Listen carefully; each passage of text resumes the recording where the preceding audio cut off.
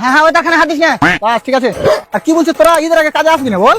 তো ঠিকই আছে, আসিস না। ঈদের টাকা কি করে মাইনাস করতে আমিও দেখে নেবো। স্যার হালকা হালকা হাওয়া বইছে।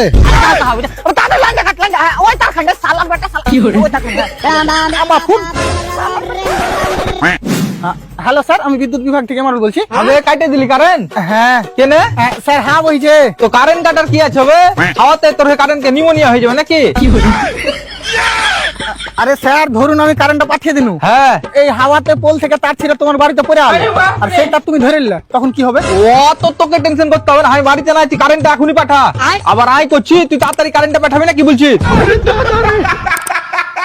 সরি স্যার, এত হাওয়াতে কারেন্ট পাঠাতে পারবো না, সমস্যা হবে। হাওয়াতে সমস্যা হবে? তোর কারেন্ট তারের উপর হাইটা হাইটা যায় নাকি?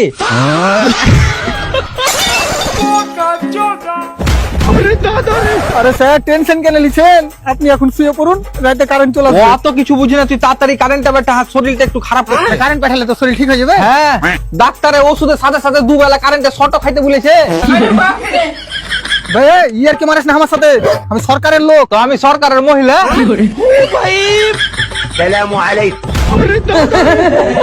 তুই এটা বল, কারেন্ট কতক্ষণের মধ্যে আসবে? হাওয়া থামলে। ও কখন হাওয়া থামবে? আবে হাওয়াকে আমি মুক্তি দিয়ে থাকি নাকি যে কখন থামবে বলতে পারবো? দেখ, আমি তোর বিরুদ্ধে বহুত পরে যাবো। তো এখন কি বলছিস? তো ফোন করিস, যখন পৌঁছে যাবে তখন ফোন করিস।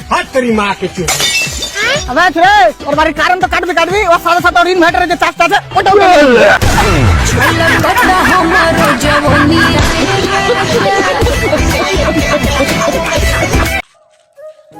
হ্যালো বন্ধুরা, ভিডিও ভালো লাগলে লাইক কমেন্ট শেয়ার সাবস্ক্রাইব করে পাশে থাকবেন আমার।